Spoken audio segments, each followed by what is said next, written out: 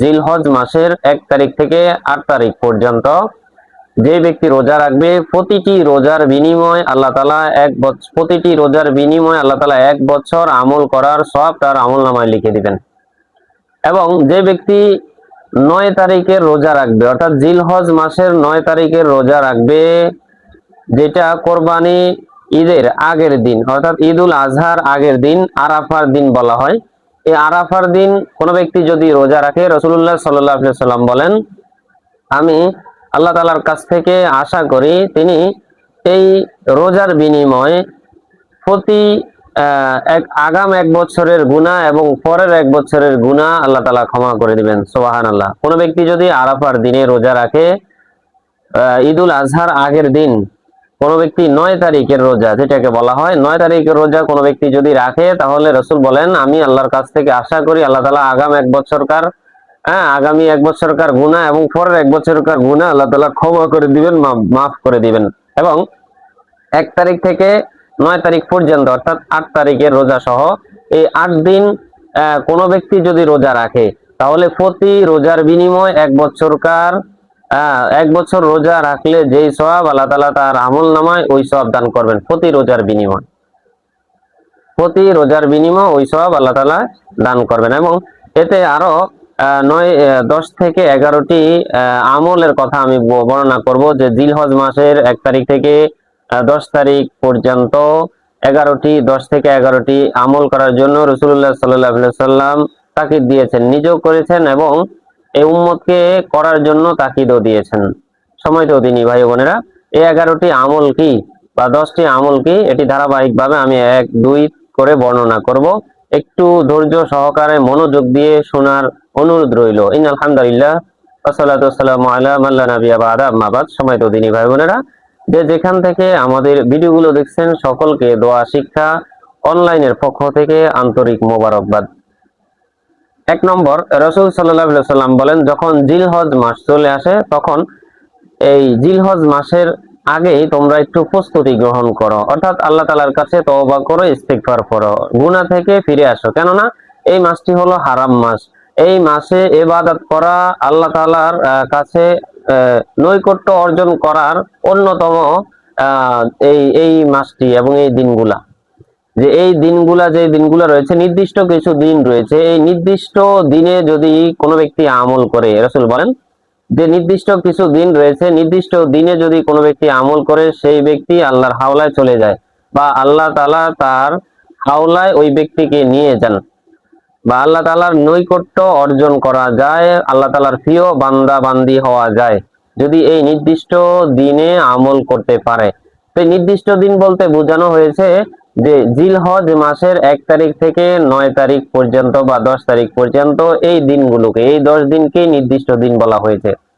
তো সর্বপ্রথম আমাদেরকে ইবাদত করার জন্য পরিপূর্ণভাবে সহি শুদ্ধ আমার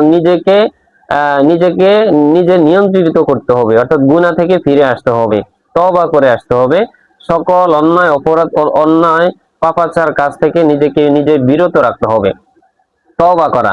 আল্লাহ রাসূল সাল্লাল্লাহু আলাইহি ওয়াসাল্লাম বলেন যে এই মাসটি বা এই দিনগুলো আসার আগে, নির্দিষ্ট দিনগুলো আসার আগে তুমি আল্লাহর কাছে তওবা করে নাও, অতীতের গুনাহ থেকে তওবা করে নাও এবং অন্যায় অপরাধ থেকে তওবা করে নাও, যে আমার দ্বারা যেন বিন্দু পরিমাণ আর গুনাহ না হয়।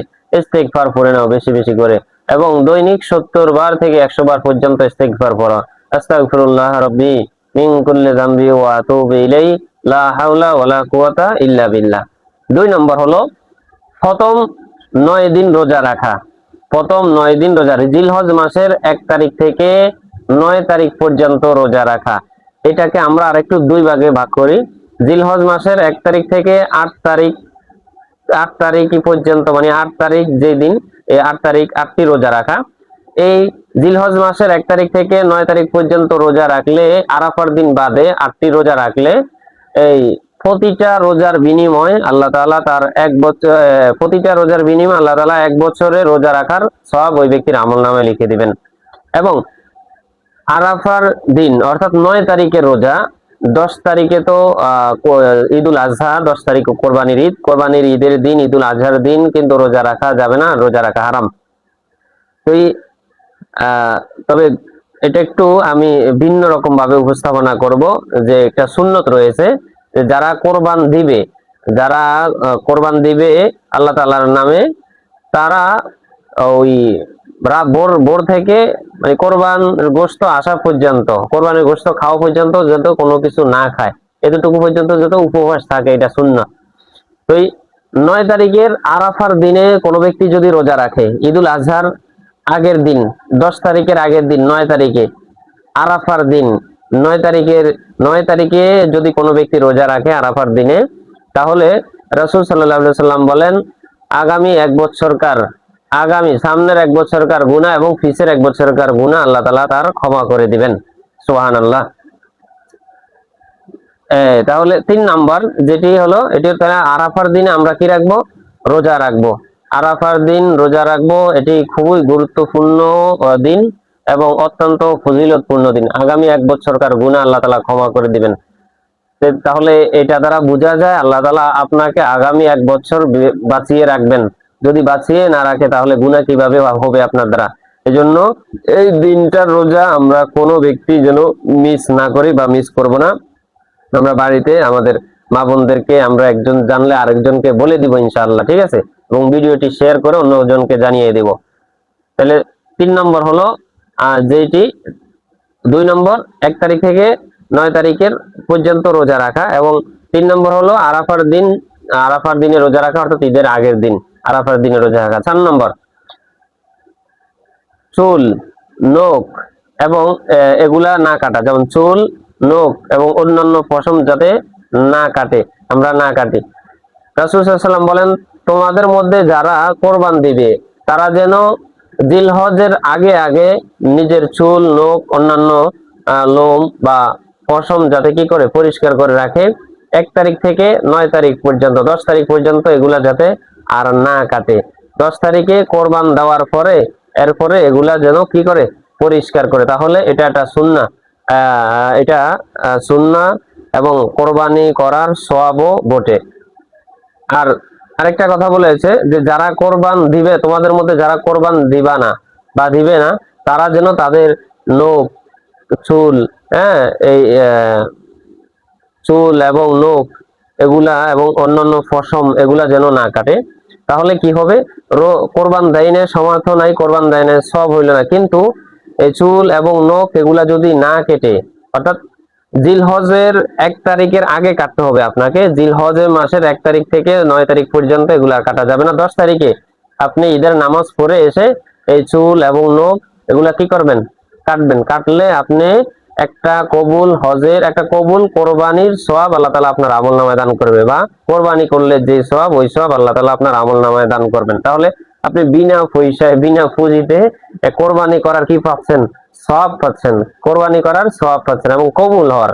অন্যান্য লোক কোরবানি দিচ্ছে, কারো যদি নিয়ত অশুদ্ধ থাকে, খারাপ থাকে, তাহলে তো কোরবানি হবে না।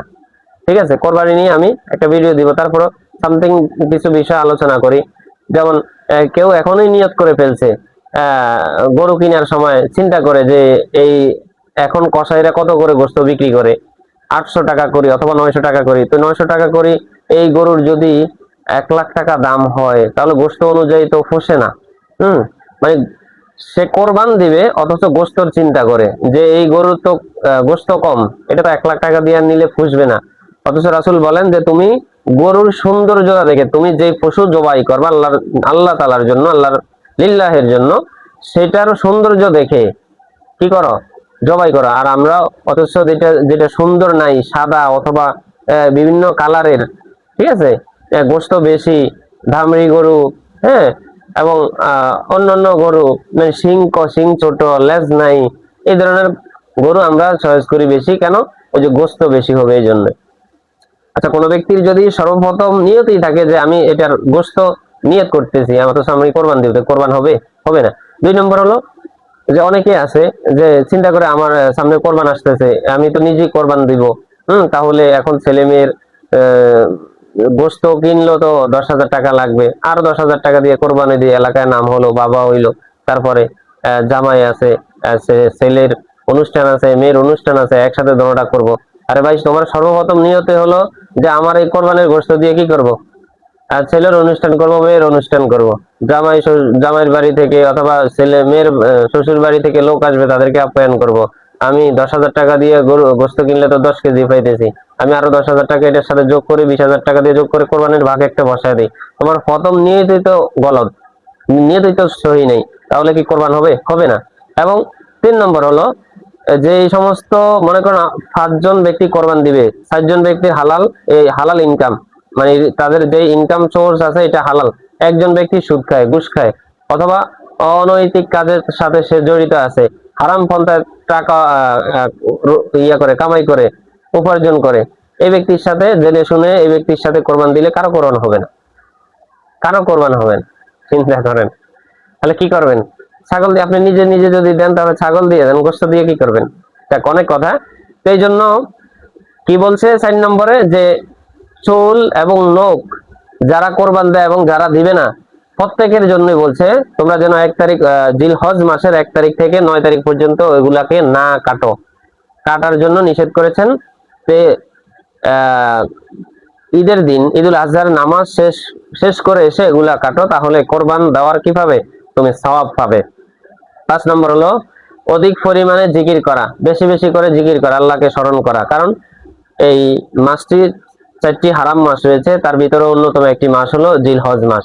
এটি জিকির এবং আল্লাহ তাআলার আমলের দিক দিয়ে যেরকম বেশি সওয়াব অর্জন করা যায়, ঠিক গুনাহ করলেও সেই বেশি পরিমাণ বা অধিক পরিমাণ শাস্তিরও কথা রয়েছে এবং ভয়াবহ শাস্তির কথা উল্লেখ রয়েছে। এই জন্য আল্লাহ তাআলার কাছে জিকির করা, ক্ষমা চাওয়া, ইস্তিগফার করা, বেশি বেশি পরিমাণ কি করা? জিকির করা, আল্লাহ তাআলার নাম স্মরণ করা, তারপরে আপনার আমলের প্রতি যত্নবান হওয়া। 6 নম্বর আমলের প্রতি কি হওয়া? যত্নবান হওয়া। আমলের প্রতি ফরজ নামাজগুলো আদায় করা, সুন্নত নামাজগুলো আদায় করা, তারপরে বিভিন্ন নফল নামাজগুলো আদায় করা। যে নির্দিষ্ট কিছু দিন রয়েছে, নির্দিষ্ট কিছু দিন রয়েছে, এই দিনে যদি কোনো ব্যক্তি নফল ইবাদত করে, বেশি বেশি নফল নামাজ পড়ে, রোজা রাখে, তারপরে জিকির আজকার করে, তাহলে আল্লাহ তাআলা বলেন আমি ওই ব্যক্তিকে আমার সন্নিকটে নিয়ে আসি। সুবহানাল্লাহ। নির্দিষ্ট কিছু দিন, তাইলে রাসূল বলেন যে নির্দিষ্ট কিছু দিন বলতে এই যে জিলহজ মাসের 1 তারিখ থেকে 9 তারিখ পর্যন্ত, 10 তারিখ পর্যন্ত বুঝাইছে, এটাকে হলে নির্দিষ্ট দিন। তাইলে নিজের আমলের প্রতি কি হওয়া? যত্নবান হওয়া।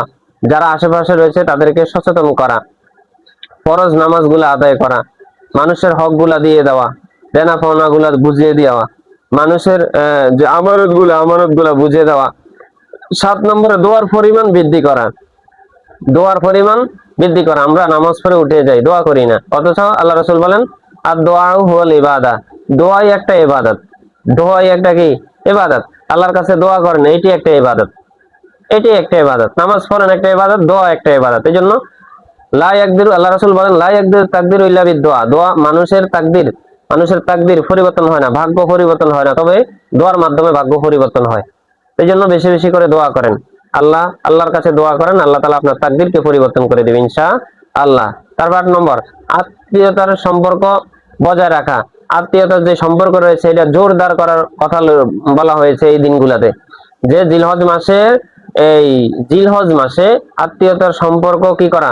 জোরদার করা। অনেকে রয়েছে, এই আল্লাহ রাসূল সাল্লাল্লাহু আলাইহি ওয়াসাল্লামের একটা হাদিস বলি, যে ওই ব্যক্তি জান্নাতে প্রবেশ করবে না যে আত্মীয়তা ছিন্ন করে। মানে তিনি এইটাকে কেমন ভাবে দেখছেন একটু চিন্তা করেন, যে আত্মীয়তা ছিন্নকারী জান্নাতে প্রবেশ করবে না। চিন্তা করেন, তাহলে এটা অন্যতম একটি আমল। আমরা শুধু নামাজ পড়ি, রোজা রাখি, আত্মীয়র কোনো খোঁজ খবর নাই। নামাজ পড়লে হবে না, রোজা রাখলে হবে না। আত্মীয়তার সাথে সম্পর্ক বজায় রাখা এটাও আমল, এটাও ইবাদত, এটা কি? ইবাদত। এবং রাসূল বলেন আত্মীয়তার সাথে সম্পর্ক বজায় রাখলে আয়ু বৃদ্ধি হয়, মানে হায়াত বৃদ্ধি পায়, বেশি দিন বেঁচে থাকে সেই ব্যক্তি, বেশি দিন কি থাকে? সেই ব্যক্তি বেঁচে থাকে, এবং রিজিক বৃদ্ধি হয়। আত্মীয়তার সম্পর্ক বজায় রাখলে আমরা মনে করি যে তাকে কিছু দিতে হবে, অথচ আল্লাহ রাসূল বলেন তোমার আয়ু বৃদ্ধি হবে, তোমার রিজিক বৃদ্ধি হবে। তো এই দিনে আমরা কেন কেন করব? যেমন আত্মীয়তার সম্পর্কে বজায় রাখবো, আমরা কোরবান যারা দেই তারা 3 ভাগে আমাদের গোশতগুলোকে, জবাইকৃত কোরবান দেওয়ার যে গোশত রয়েছে এগুলাকে 3 ভাগে ভাগ করব, ভাগ করে 1 ভাগ আল্লাহর রাস্তায় দান করব। এটা সুন্নাহ, ঠিক আছে?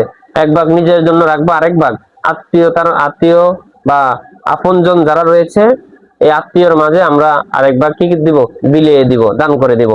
9 নম্বর, গুনাহ থেকে বেঁচে থাকা। সকল গুনাহ থেকে আমরা ইনশাআল্লাহ বেঁচে থাকবো।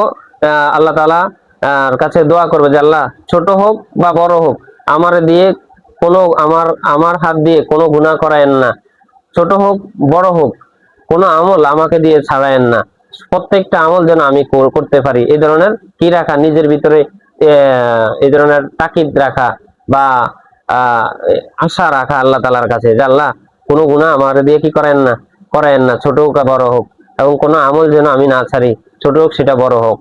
10 নম্বরে তাকবীরে তাশরিক, যেটা 9 তারিখ থেকে 13 তারিখ আসর পর্যন্ত, এটি মোট 23 ওয়াক্ত যে নামাজ রয়েছে, ঠিক আছে, 5 দিন না, 9 তারিখ থেকে তাকবীরে তাশরিক পুরুষ মহিলা সবার জন্য, পুরুষরা মসজিদে মহিলারা ঘরের ভিতরে। 9 তারিখ থেকেই তাকবীরে তাশরিক কি আল্লাহু আকবার আল্লাহু আকবার লা ইলাহা ইল্লাল্লাহু আল্লাহু আকবার ওয়ালিল্লাহিল হামদ। এটা জিলহজ মাসের অর্থাৎ আরাফার দিন ফজর থেকে 13 তারিখ পর্যন্ত আসর পর্যন্ত, 13 তারিখ আসর পর্যন্ত এই 5 দিন কি করব আমরা, তাকবীরে তাশরিক আদায় করব মোট 23টি ওয়াক্ত, ঠিক আছে। এরপরে 11 নম্বর, বেশি বেশি করে দান করা, দান সদকাত করা। আল্লাহ তাআলার কাছে যে বেশি বেশি করে দান করলে আল ইয়াদুল উলিয়া খায়রুম মিন ইয়াদিস সুফলা, আল্লাহ রাসূল বলেন কোন ব্যক্তি যদি বেশি করে দান করে আল্লাহ তাআলা ওই হাতকে কবুল করে নেয়, পছন্দ করে নেয়। আল ইয়াদুল উলিয়া খায়রুম মিন ইয়াদিস সুফলা, উপরের হাতকে আল্লাহ তাআলা বেশি পছন্দ করেন, উপরের হাতটিকে আল্লাহ তাআলা কি করেন, বেশি পছন্দ করেন। এবং আরো রাসূল বলেন as-সাদকাতু তারাদ্দুল বালা, যে সদকা করলে, দান করলে মুসিবত দূর হয়ে যায়। সামনে একদম কঠিনতম একটা বিপদ রয়েছে, অ্যাক্সিডেন্ট রয়েছে অথবা অন্যান্য কঠিন একটা বিপদ রয়েছে, রোগ রয়েছে, মরণ ব্যাধি রোগ রয়েছে আপনার তাকদিরে, কিন্তু আপনি দান করলেন যে আল্লাহ, নিয়ত করলেন যে আল্লাহ আমার সকল যেন মুসিবত থেকে আমি হেফাজত করি, দান করলেন, বেশি বেশি দান করলে নিয়ত করেন আর না করেন, আল্লাহ বলেন যে রাসূল বলেন as-সাদকাতু তারাদ্দুল বালা, এই দান করার কারণে যে সকল মুসিবত, কঠিন মুসিবত আল্লাহ তাআলা তার থেকে হটিয়ে নেয় বা দূরে সরিয়ে নেয়, ওগুলা তাকদীর থেকে কেটে ফেলে। এজন্য আমরা বেশি বেশি করে কি করব, দান করব। আল্লাহ তাআলা আমাদের প্রত্যেককে আমল করার তৌফিক দান করুক। জিলহজ মাসের 1 তারিখ থেকে 9 তারিখ পর্যন্ত যে রোজা, এটি নফল রোজা, নিয়ত করবেন নফল রোজা, যে আমি জিলহজ মাসের নফল রোজার নিয়ত করতেছি বা জিলহজ মাসের নফল রোজা রাখতেছি, ঠিক আছে। এভাবে আপনি নিয়ত করতে পারেন এবং এই দিনে বেশি বেশি করে নামাজ পড়তে পারেন। এবং আরাফার দিন 9 তারিখে যেটা সেটা বলতে পারেন যে আজকে আরাফার রোজা আমি রাখতেছি, এইভাবে নিয়ত করলে হবে। আল্লাহ তাআলা আমাদের সকলকে তৌফিক দান করুক, আমিন। ভিডিওটি শেয়ার করে ছড়িয়ে দিন, প্রত্যেকে যেন এই আমলগুলো করতে পারে, আপনি একটা তার অংশীদারিত্ব অর্জন করবেন বা সওয়াবের ভাগীদার হবেন। ধন্যবাদ। আসসালামু আলাইকুম ওয়া রাহমাতুল্লাহি ওয়া বারাকাতুহু।